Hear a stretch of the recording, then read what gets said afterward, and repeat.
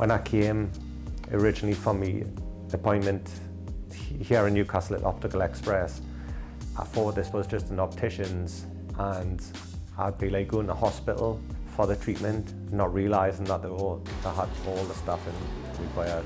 Being in construction, I read drawings and obviously tape measures, and it was kind of a bit difficult, but the procedure was great.